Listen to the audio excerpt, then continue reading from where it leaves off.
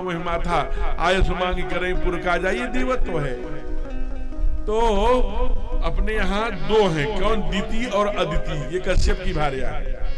दिति से कौन आया? दिति से देवता, अदिति से देवता आए, और दिति से कौन आया? राक्षस। क्योंकि दिति ने प्रदोष काल में ही, संध्या काल जब सूर्यास्त के तुरंत 2 घड़ी बाद प्रदोष काल शुरू होता है, ये कहा है कि इसमें शिवगण बड़ी तेजी से घूमते हैं, इसमें एक भी भजन करने का शास्त्रों ने आदेश दिया। इसमें दिति ने कहा नहीं, मुझे अदिति की तरह तेजस्वी पुत्र चाहिए, हमारे पुत्रों को अदिति के पुत्र मार देते हैं, पराजित कर देते हैं, पराभूत कर देते हैं, वो अजय हैं, अमर हैं, हमें वैसी चाहिए अमृतता। तो कश्यप ने कहा नहीं, ये टाइम ठीक नहीं है, प्रदोष काल है। हे देवी, भागवत में परीक्षित जी को समझाते हुए सुखदेव जी महाराज कहते हैं कि उन्होंने कहा, हे देवी, सायं काले तु भोराजन, क्या कहा? सायं काले तु भोराजन कर्म चत्वार वर्जये, आहारम मैथुनम निद्रा स्वाध्यायम तो विशेषतः। हे देवी, ये 4 काम शाम को नहीं करना चाहिए। आहार, इस समय भोजन नहीं करना चाहिए। आहारम मैथुनम, इस समय पुत्र उत्पत्ति के लिए पति और पत्नी को नहीं मिलना चाहिए। मैथुनम निद्रा, इस समय सोना नहीं चाहिए। इस समय कहा स्वाध्यायम तो विशेषतः, इस समय सोना। तो उन्होंने कहा ऐसा किया तो कहा आहारम जायते व्याधि, मैथुनम राक्षसम सुतम, निद्रा जायते लक्ष्मी, स्वाध्याये मरणम ध्रुवम। कहा कि हे देवी, अगर इस समय हम भोजन करते हैं तो शरीर रोगालय बन जाएगा, शरीर में अवयव आ जाएंगे, डायबिटीज, थायराइड, मधुमेह, शुगर, जो जो रोग होते, कॉन्स्टिपेशन, सब आ जाएगा। इस समय नहीं करना है। तो सूर्यास्त के 1 घंटे पहले सबसे सुंदर समय है भोजन करने का। इसलिए भारत में जब गोधूली, कोई एक बेला अलग सी संधि काल के 1 घंटे पहले एक बेला हुई गोधूली। ये कैसे हम जाने? जब नेपोलियन भारत आए थे तो उन्होंने अपनी आत्मकथा में लिखा कि दुनिया में 1 बजता है, 2 बजता है, 4 बजता है, लेकिन 5 बजे भारत में गोधूली हुआ करती है, क्योंकि इतनी गौएं हुआ करती थी। वो गौएं किसके पास थी? आज 5,500 वर्ष पहले हमारे गोविंद के पास थी। इसलिए गोविंद कहा करते थे कि मुझे अगर कोई कहेगी, भक्त कहते हैं गाड़ी चाहिए, सोना चाहिए, महल चाहिए, लेकिन अगर मुझसे कोई कहेगी क्या चाहिए, तो मैं एक बात ही कहूंगा। कहा क्या? गावों में अग्रतम संतो, गावों में मम पृष्ठतः, गावों में सर्वतम पृष्ठम, गवा मध्य बसाम्यहम्। गाय मेरे आगे हो, पीछे हो, दाएं हो, बाएं हो, चारों तरफ उन्हीं लड़ी को सहलाता हुआ, बंसी बजाता हुआ गौओं के मध्य में रहूं, इसलिए मेरा नाम गोपाल है। तो ये गऊ का द्वापर के अंत में आए हमारे गोविंद। उन्होंने कहा खूब नाचो, और गऊ को ही कहा गऊ हमारा प्रमुख धन है। उसके बारे में कभी चर्चा होगी, अभी फिर विषयांतर हो जाएगा। तो कुल मिलाकर ये 4 काम नहीं करना, 4 काम। अगर ये 4 नहीं मानी नहीं तो राक्षस संतान हुई। और दूसरा बताया कि आहार करने से रुग्ण होगा राक्षस संतान। तीसरा, निद्रा जायते लक्ष्मी। एक बात थोड़ी कटु होगी, लेकिन पहले दिन ही निवेदन कर रहा हूं। जहां संयुक्त परिवार दुनिया में कहीं नहीं, अमेरिका में नहीं, रूस में नहीं, और नहीं कहीं नहीं, पश्चिम में नहीं, इधर सोवियत और तमाम चले जाइए, जापान आदि कहीं नहीं, लेकिन अपने यहाँ है। हमारे उसी घर में बाबा रहते हैं, हमारे 4-5 भाई चाचा रहते हैं, और हम चाचा और बड़े पिताजी के, अपने पिताजी के बेटे मिला के 20 भाई एक साथ रहते हैं। ये भारत की पहचान है। लेकिन होता क्या है, मान लीजिए हम एक नहीं इतना बड़ा परिवार है, लेकिन एक बाबा है, उनके 2 बेटे हैं, तो एक चाचा हुए, एक पिताजी हुए, दोनों को केवल 2 भी हो गई, 4 हो गए, 2 बेटे भी हैं, 4 8 हो गए। परिवार है तो रोटी बनेगी, 6 रोटी एक परिवार खाएगा तो कितना खाया? 120 रोटी। तो आप सोचिए 120 रोटी, जब कोई छोटा परिवार है तो 120 रोटी कौन सी माँ बनाती है रोज? तो क्या करेगी? जब सायंकाल 6-7 बजता है तो वो क्या करती है? जेठानी देवरानी 2 ही है, या किसी घर में 3 देवरानी जेठानी है, किसी में 4 है, तो करती क्या है कि सर में एक दुपट्टा जैसा कुछ बांध लेती हैं और बेडरूम में उसी प्रदोष काल में जाके सो जाएंगी, दूसरी जगह नहीं जाएगी कि दीदी सो क्यों रही, उठो, नहीं दीदी सर में दर्द है। अब ये अच्छा, इसका कोई थर्मामीटर नहीं है, बुखार है तो नाप लेंगे कि नहीं 102 है 104 है। सिर दर्द में कोई नहीं नापा जा सकता, बस थोड़ा सा चेहरा बना लेना है और यहाँ सर में बांध लेना, बांध लिया। जब अकेले वो केवल 20 परिवार के लिए एक व्यक्ति 20 रोटी खाता है तो 120 रोटी बनाई तो 3-2.5 घंटे लगे, तो 6 बजे से लगी थी, 8:30-9 बजे 120 रोटी बना करके रखे, खाते गए लोग। अब 9 बजे तक सारे लोग जब खा लिए तब ये दुपट्टा सिर का खुल गया। फिर धीरे धीरे वो आजकल वो कपड़ा आ गया है विश्वामित्र वाला जो साधुपन, वो कपड़े पहन करके धीरे धीरे किचन की ओर देवी बढ़ती हैं। अब तब तक जेठानी या देवरानी जो किचन में 120 रोटी बन, क्यों दीदी अब कैसा है, अब थोड़ा थोड़ा आराम है दीदी, दे दो 2 रोटी खा लें, उस समय आराम हो जाएगा।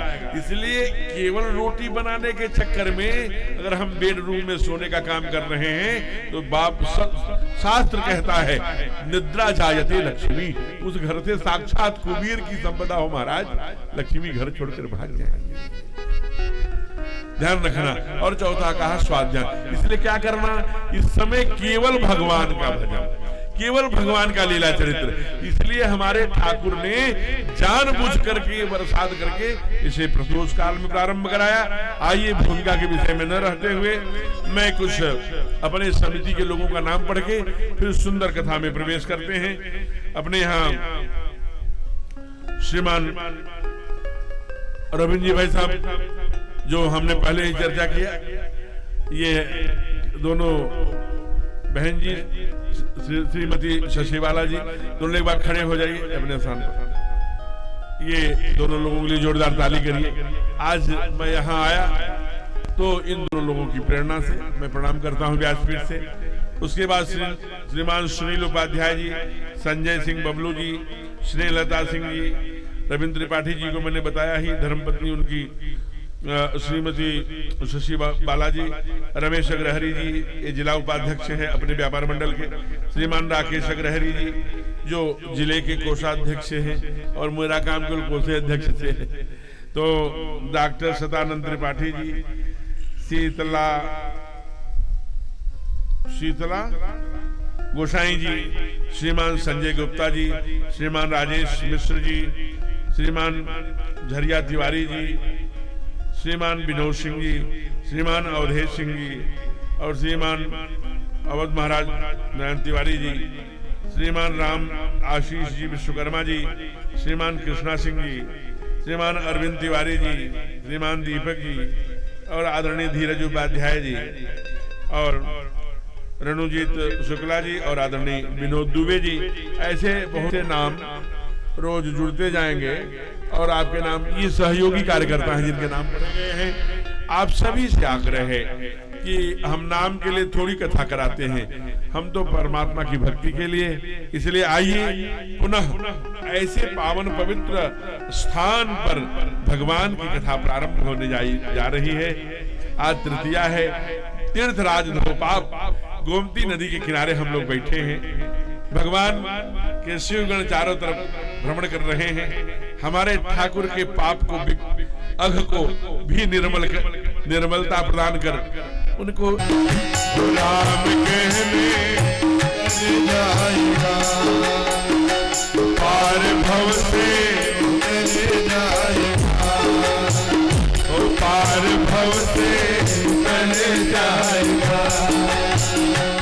चर्चा हर घर में होगी तेरी, चर्चा हर घर में होगी तेरी, चर्चा हर घर में होगी तेरी, चर्चा हर घर में होगी तेरी। जिस गली से गुजर जाएगा, जिस गली से गुजर जाएगा, राम कहने जाएगा, भव से उतर जाएगा। जय हो।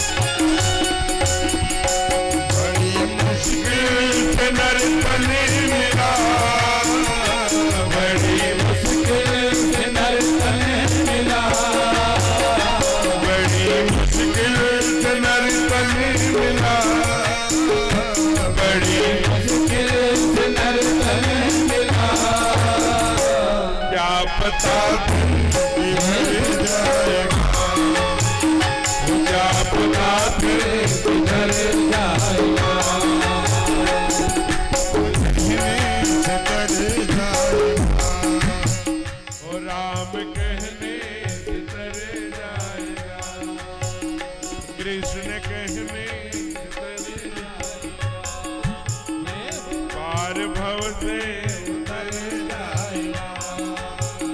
हरि बोल।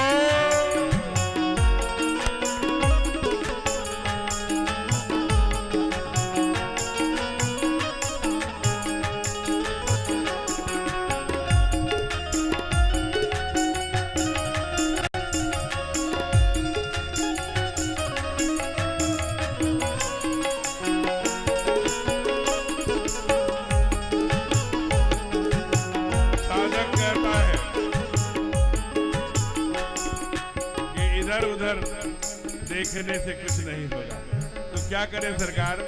कावन के आगे तू झोली फैला, इनके आगे तू झोली फैला, इनके आगे तू झोली फैला, इनके आगे तू झोली फैला, दाता झोली को भर जाएगा, झोली को भर जाएगा, कहने से तर जाएगा, हरि ओम। रविंद्र जी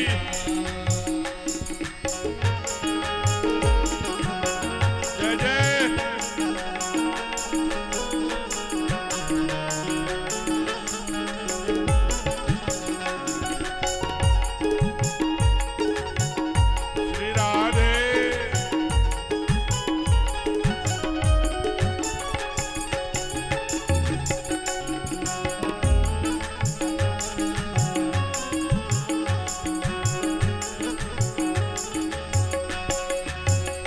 सब कहेंगे कहानी तेरी, सब कहेंगे कहानी तेरी, सब कहेंगे कहानी तेरी,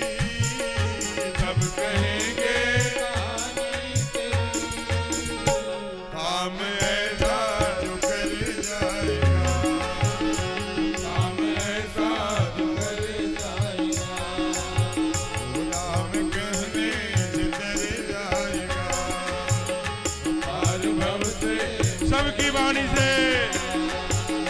हरे राम राम राम हरे हरे, हरे कृष्ण कृष्ण कृष्ण हरे राम हरे राम, हरे राम हरे राम, राम राम हरे हरे, हरे कृष्ण कृष्ण हरे राम हरे राम, राम राम हरे हरे, हरे कृष्ण कृष्ण हरे हरे। कहा महाराज वो तो ठीक है, राम कहने से तर जाएगा और सब ठीक है, लेकिन ये तमाम बेचारे सीढ़ियों से ये लाउड स्पीकर और वो क्या क्या ध्वनि विस्तारक ये सारी चीजें इकट्ठा करके इसमें लाखों रुपया जो खर्चा किया, अगर 10 लोगों को भोजन करा दिए होते जो भूखे प्यासे हैं, किसी गरीब को कुछ दान दे दी, वो अच्छा है कि कथा वार्ता? तो लोगों ने कहा, संतों ने कहा, दुनिया में ऐसी कोई चीज नहीं है जिसका नाश नहीं होता। आप भंडारा करा देंगे, किसी को भोजन करा देंगे, भूखे वाले को कराना बहुत बड़ी पाप है, मैं नहीं कह रहा हूं, लेकिन हमको करा देंगे तो हमें 8 घंटे बाद, 10 घंटे बाद, 12 घंटे बाद, 16 घंटे बाद फिर मैं भात न मांगूंगा, फिर दो।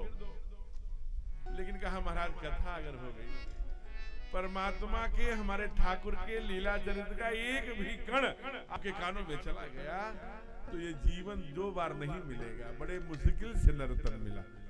तो आप देख लीजिए, सतयुग से द्वापर से जितने भी युग हुए, चाहे वो त्रेता हो और चाहे कलिकाल हो, आपके शास्त्रों में वही गाया गया जिन्होंने भगवान की कथा सुनी।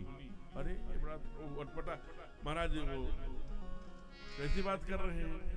कहा पुराणों ने उसको ही गाया। आप देख लेना, सतयुग में सबसे बड़े श्रेष्ठ क्या कौन हुए? भगत शिरोमणि भेद प्रहलाद। मैं व्याख्या नहीं करूंगा, आपको संकेत मात्र। तो प्रहलाद हुए। प्रहलाद क्या कहते हैं? श्रवणम कीर्तनम यस्य। त्रेता में वाल्मीकि से बड़ा विद्वान कौन होगा? वाल्मीकि जी से पूछा, आप क्या कहना चाहते हैं कथा के बारे में? जब ठाकुर 14 वर्ष के लिए वनवास हुआ, पराम्बा कैकेयी के कहने पर पिताजी की अनुमति से जब उधर कहां पहुंचे? सीधे दक्षिण में महाराष्ट्र में, जहां नासिक, जहां नासिक माने जहां रावण के बहन सुपर्णखा का नाग काटी गई थी, इसलिए उस स्थान का नाम नासिक हो गया। वहीं पास में अरण्य में ही भगवान वाल्मीकि जी बैठे थे।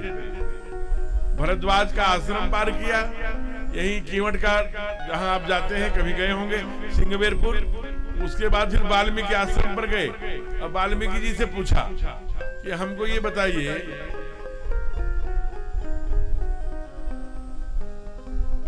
कि मैं सबसे प्रिय भक्त हमारा कौन, मैं कहां रहूं? तो वाल्मीकि जी ने थोड़ा भी समय नहीं लगाया, कहा कि जो आपकी प्रेम पूर्वक कथा कराता है, कथा सुनता है, जिसके कान कथा सुनने से पूर्ण नहीं होते, अघाते नहीं ना। हे ठाकुर, हे राघव, आप उन्हीं के हृदय में रहिए, वो आपका अपना घर है। जीने के रवण समुद्र समाना, श्रवण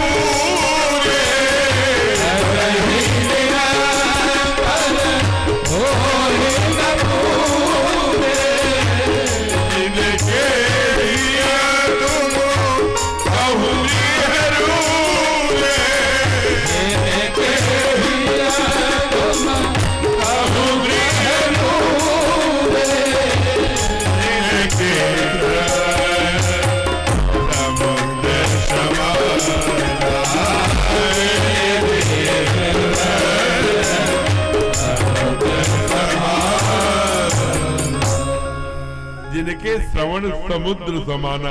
यानी कौन? हमारे भारत देश में 3 समुद्र है। कौन कौन? हिंद महासागर, अरब सागर और बंगाल की खाड़ी। इतने बड़े बड़े कान नहीं। समुद्र की तरह, जैसे समुद्र में हजारों नदियां जाती हैं, समुद्र कभी मना नहीं करते। हाँ। ये मैया गोमती कहाँ मिली है? जहां मार्कंडेय महाराज हैं, वहीं जाके नदी में। कौन सी नदी में? पराम्बा भागीरथी, कलि के कलश को विध्वंस करने वाली पुण्य सलीला, जिनका पानी लाखों वर्ष रखने पर बोतल में कभी सड़ता नहीं, कीड़े नहीं पड़ते, ऐसे गंगा मैया में जाके मिलती है। वो गंगा मैया कहाँ मिलती है? वो गंगा मैया मिलती है सागर में। कहा? उसका नाम पड़ा गंगा सागर, और तीर्थ बार बार गंगा सागर एक बार। वहां कपिल भगवान विराजते हैं, जिन्होंने इस दुनिया को अंक गणित, और जो ये पाइथागोरस ने कह दिया कि कोण पर बने दोनों रेखाओं के बराबर होगा, ये हमारे सांख्य शास्त्र दिन प्रकट बखान, ये कपिल भगवान इस दुनिया को दिया, वहां विराजते हैं। तो जिनके वैसे भूखे हो, नदियों को जो समुद्र जैसे माना नहीं करता, वैसे परमात्मा के सुंदर माने शुभ नाना। शुभ माने मंगल करने वाली कथाओं को, मंगल करने वाली लीला चरित्र को से जिनके कान पूर्ण न हो ठाकुर, तिनकर ही तुम कहूं गृह रूप। उनके हृदय को अपना घर बनाइए। नाटक हम जितना कर ले, लेकिन हमारे कान प्रभु के लीला चरित्र के लिए कितने तरसते हैं, ध्यान रखिए। इतना आग्रह गांव गांव में बसे लगाओ, भैया कथा में आना, कथा में आना। जैसे एक श्रोता के पीछे कितना कमीशन मिलने वाला हो, आ जाना, ये आप कथा में आना, कथा में। इतने आग्रह पर तो आते हैं। कहा श्रोता के लिए, कहा जिसके कान हमारे ठाकुर के लीला चरित्र सुनने के लिए तड़प जाते हो ना, उनके हृदय में तुम रहना। तो भक्तों ने प्रश्न किया, ठीक है रहेंगे, लेकिन लीला चरित्र ठाकुर का ही क्यों? बस दुनिया में जितने चरित्र हैं सब व्यथा दिया करते हैं। कथा केवल भगवान की है जो हमारी व्यथाओं को मिटती है। हम जो सुनते हैं ये यूनिवर्सल ट्रूथ है। जिसने भी ये प्रश्न किया होगा वो गलत नहीं किया। जैसे हम किसी फिल्म में जाकर के फिल्म देख के आते हैं, तो जब हम हॉल से बाहर निकलते हैं तो चित्त में वो कैसे मार धाड़ वो सारी चीजें चित्त में चलती हैं। ये शाश्वत सूत्र है। एकाग्र होकर सुनिए, बहुत सुंदर विषय का प्रस्तुति करने का प्रयत्न कर रहा हूं। जो सुनते हैं, एक नियम है कि जो हम सुनते हैं, आदरणीय रविंद्र जी जरा प्लीज लुक दिस साइड एक क्षण के लिए। तो मैं ये कह रहा, जो चित्त में वही चिंतन में, जो चिंतन में, जो आपके चिंतन में होगा वही आपके चरित्र में होगा। जैसा चरित्र वैसी फलश्रुति प्राप्त होगी। आप देखिए हमारे यहाँ ये शास्त्र, अब ये श्रवण, हमारे यहाँ वेद भगवान कहते हैं, श्रुणयाम भद्रः प्रभवाम भद्रः पश्येम भद्रः। अरे तुम्हें भद्र सुनना होगा, भद्र देखना होगा, भद्र बोलना होगा। उससे क्या होगा? कहा कि जो सुनोगे वो तुम्हारे, इसीलिए कहा सदा, श्रीमद् भागवत में कहा ना, सुखदेव जी महाराज सावधान कर रहे हैं, कह रहे सदा सेव्या श्रीमद् भागवती कथा, श्रीमद् रामायणी कथा, श्रीमद् परमात्मनी कथा। क्यों? कहा यस्य श्रवण मात्रेण, भगवान के लीला चरित्र के मात्र से हर चित्तम समाश्रित, परमात्मा चित्त में समाहित हो जाता है। और चित्त में कैसे समाहित?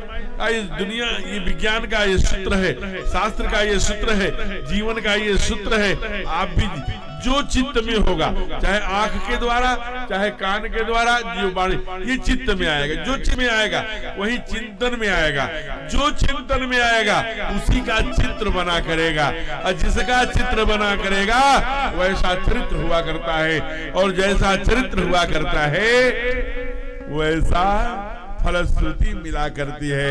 इसलिए बाबा कहते हैं, राम सुमीरिय गाई राम, राम सुमीरिय गाई राम, संतत भजहि राम गुण ग्रामहि, संतत भजहि राम गुण गावहि।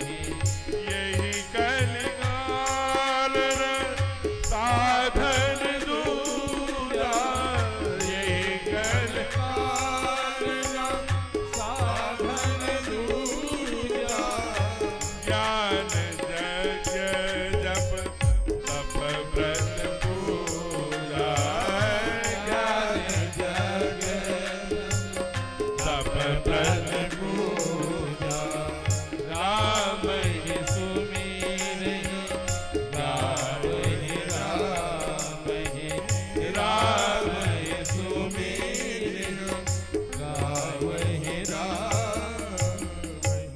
यही कलिकाल, जिस कलिकाल में हम धोपाप में हम लोग कथा श्रवण कहने के लिए आए, इसमें साधन दूजा नहीं है। ज्ञान यज्ञ जप तप व्रत पूजा, इसकी चर्चा ये 6 क्यों नहीं है, इसकी चर्चा कल करेंगे।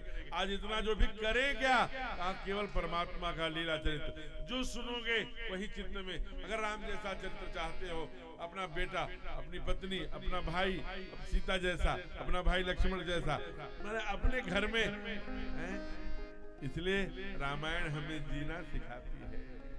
आचरण भाई के साथ, पिता के साथ, समाज के साथ, पड़ोसी के साथ, मित्र के साथ। और महाभारत क्या नहीं करना चाहिए। और भागवत मरण मृत्यु भी जहां महोत्सव हो जाती है वो भागवत है। इसलिए बाबा कहते हैं एक बात ध्यान देना, परमात्मा को गाओगे तो आपके चित्त में परमात्मा आ जाएंगे और आपका चित्त में परमात्मा का चित्र बनने लगेगा। रामय सुमिरिय गाइए रामय, तब आप रामत्व की ओर बढ़ जाएंगे। क्योंकि जब गाएंगे नहीं तो जानेंगे कैसे, और जानेंगे नहीं तो रिलेशन कैसे, संबंध कैसे, और जब संबंध नहीं होगा तो प्रेम कैसे है। तो जाने बिनु न होई बरती, जाने बिनु न होई बरती, जाने बिनु न होई बरती, जाने बिनु न होई बरती, बिनु परती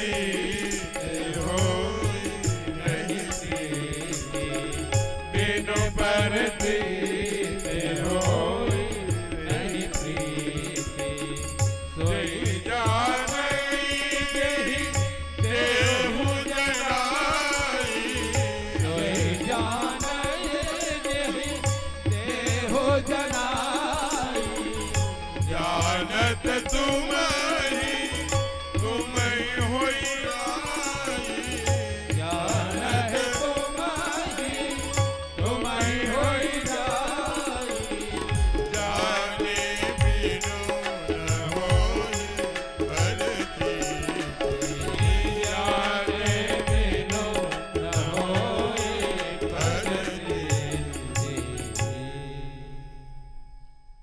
परमात्मा को जब तक जानेंगे नहीं भैया तो प्रीत कैसे बढ़ेगी। और प्रीत नहीं बढ़े बिनु परतीति होई नहीं प्रीति।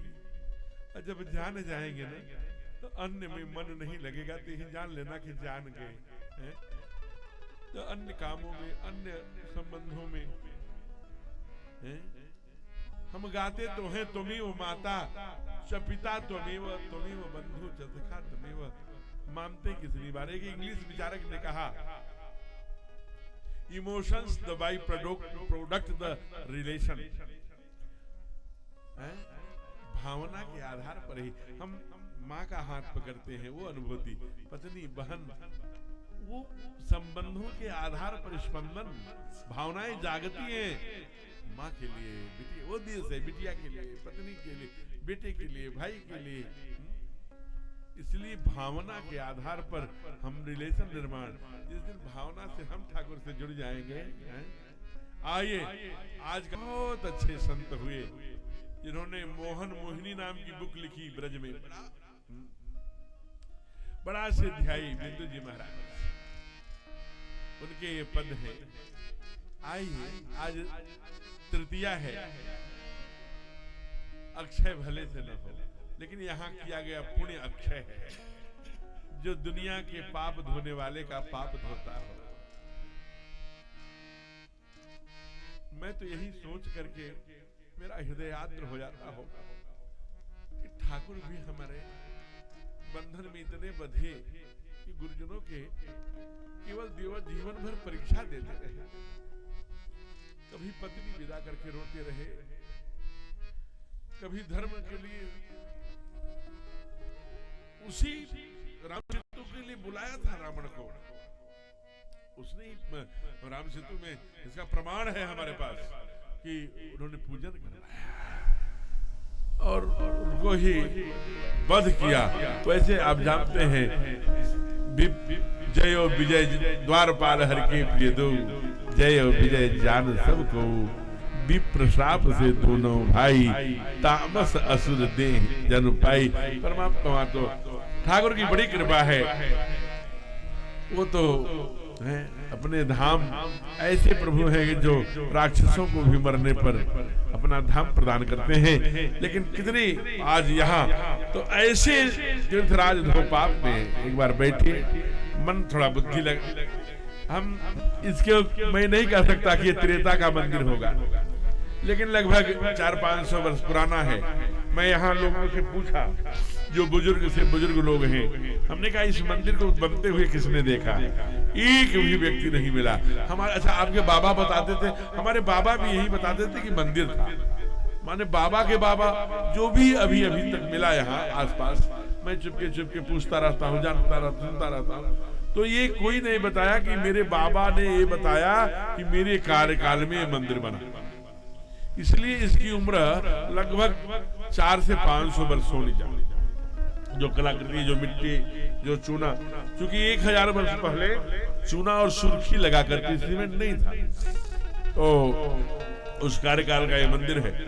लेकिन ठाकुर यहाँ आए होंगे, गुरुदेव ने संकल्प पढ़ा होगा, उन्होंने अपना प्रायश्चित किया होगा।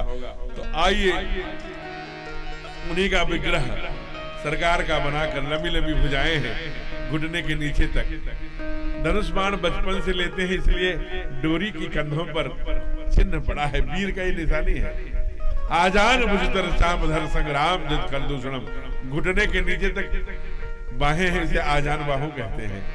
राजीव नयन धरे धनुषायक है, सुंदर क्या अयोध्या के राजकुमार है महाराज। उनके सामने कहिए प्रभु, हम धोपाप में जहां आप आए थे वहीं हम भी बैठे हैं, आपके चरणों की में मुक्ति पाने के लिए, अपने पापों का परिष्करण करने के लिए। तो क्या हे प्रभु मुझे बता, पूछिए, हे प्रभु मुझे बता दो, क्या चरणों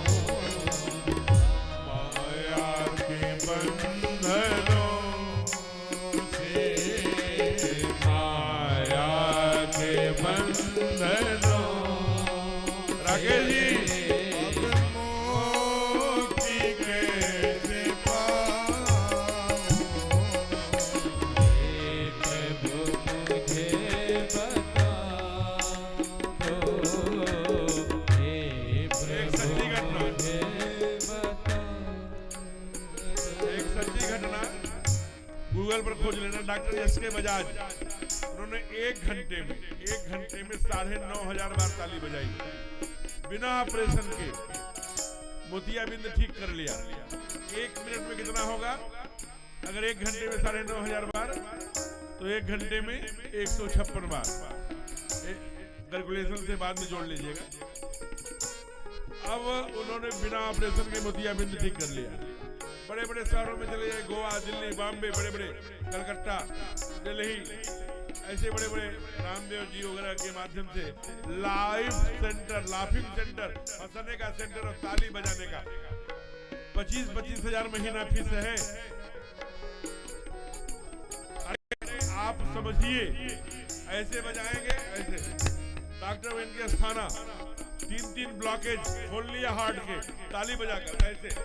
ऐसे नहीं बजाना है, ऐसे बजाने से भाग्य की रेखाएं पिटती हैं। और ऐसे आजकल शाश्वत जी, आजकल सर्वाइकल हो रहा है कंधों में, टेबल का वर्क करने से, और ऐसे बजा लिया 10 बार तो सर्वाइकल भी चला जाएगा और भक्ति भी होगी, आम के आम गुठलियों के दाम। इसलिए हे प्रभु मुझे बता दो, हे प्रभु मुझे बता, सबकी ताली मीठी मीठी,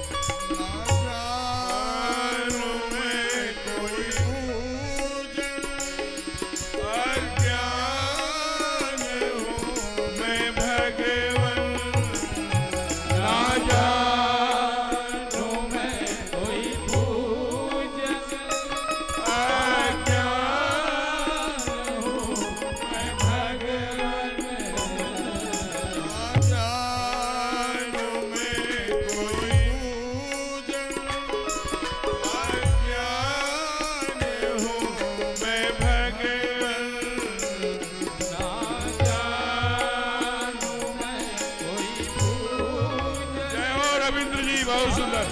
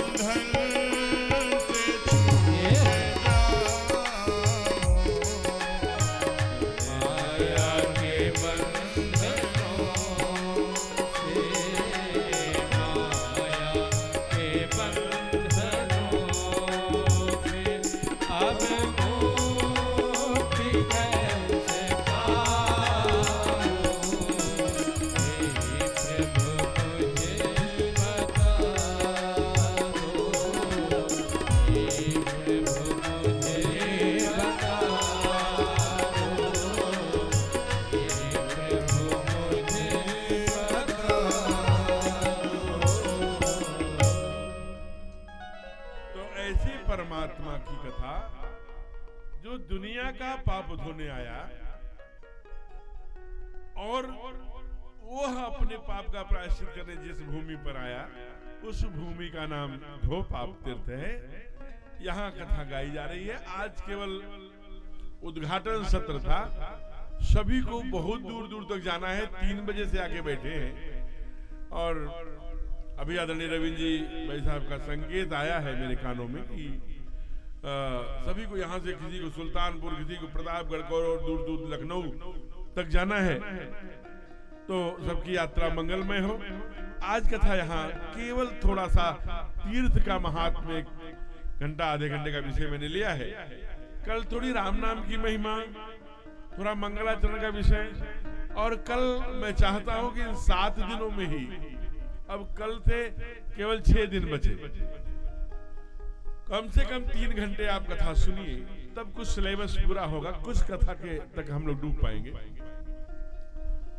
तो कल अगर आप समय से कथा शुरू हो गई तो कल थोड़ा राम नाम महिमा आधे घंटे मंगलाचरण का कुछ विषय, तो ये 3 दिन की कथा है। हम लोग चाहते हैं कि कल उसे पूरा कर दिया जाए, तीनों दिन की, थोड़ा उसके जो प्रमुख प्रसंग हैं उसी का क्योंकि समय कम है, कथा ज्यादा है।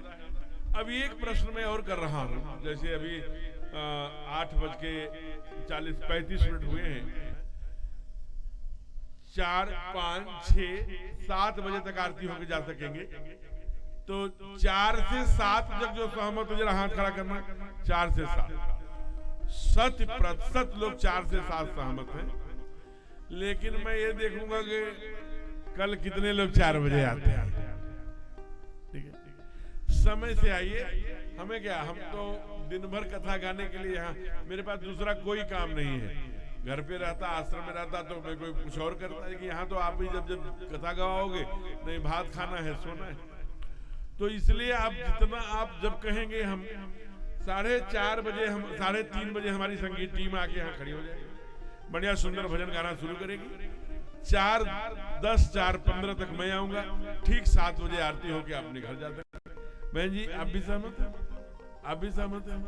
चलिए, तो आज यही कथा विश्राम ले रही है। आप सभी के मंगल की कामना करते हुए, जैसे राघवेंद्र सरकार का यश दुनिया में गाया गया, यहाँ आने के बाद सुंदर राम राज्य की कल्पना गाई गई, वैसे ही आपके जीवन में राम राज्य आए और ठाकुर की कृपा बने। हे ईश सब सुखी हो, कोई न हो दुखारी, सब हो निरोग भगवन, धन धान्य के भंडारी, सब भद्र भाव सन मार्ग के पथिक हों, दुनिया में कोई होवे, सृष्टि में प्राणधारी, हे ईश सब सुखी हो, कोई न हो दुखारी, सुखी बसे संसार,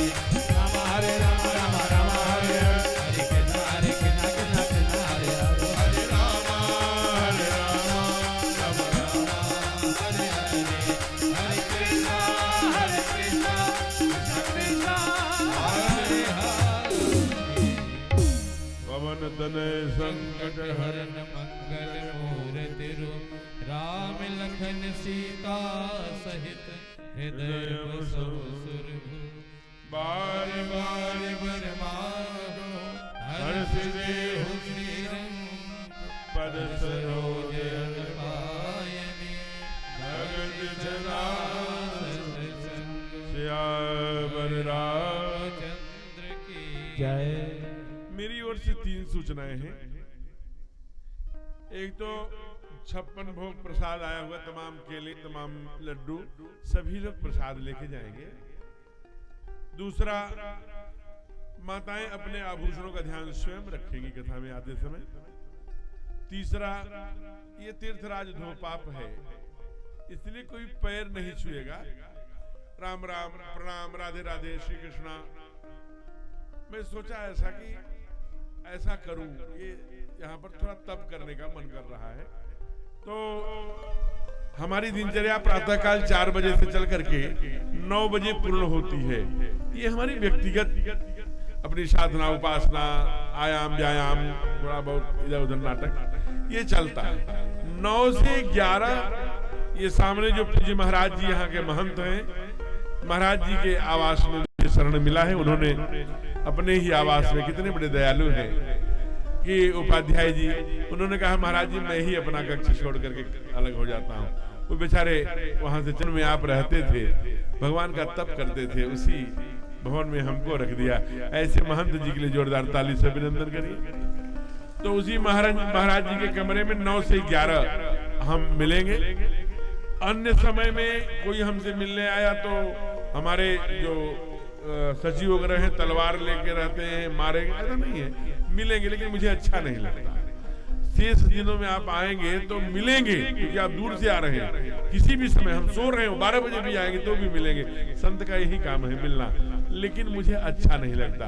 अब आगे आप जानते हैं, लेकिन वो 2 घंटे में आप आएंगे तो मुझे अच्छा लगेगा। इतनी प्रार्थना।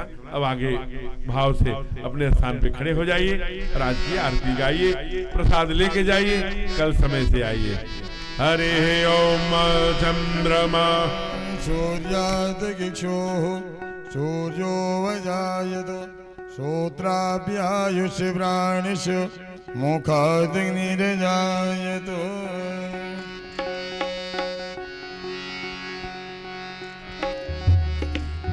हे राज राम तेरी आरती उतारो, हे राज राम तेरी आरती उतारो। आरती उतारूं प्यारे तुमको मनाऊं, आरती उतारूं प्यारे तुमको निभाऊं। हे राज राम तेरी आरती उतारूं, हे राज राम तेरी आरती उतारूं।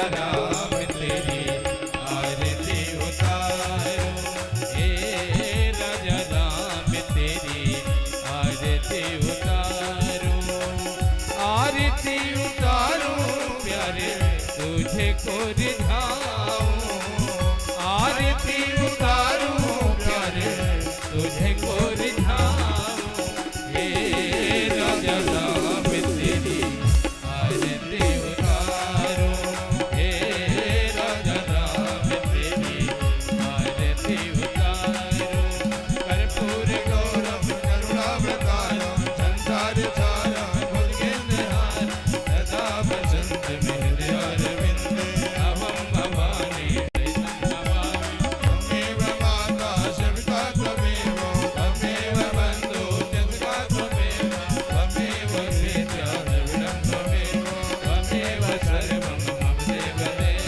त्वमेव सर्वं मम देवदेव, त्वमेव सर्वं मम देवदेव। आर्घ्यं समर्पयामि जलेन शीतलीकरणं पुष्पै देवाभिवन्दनम् पूरी मैं बोला हूँ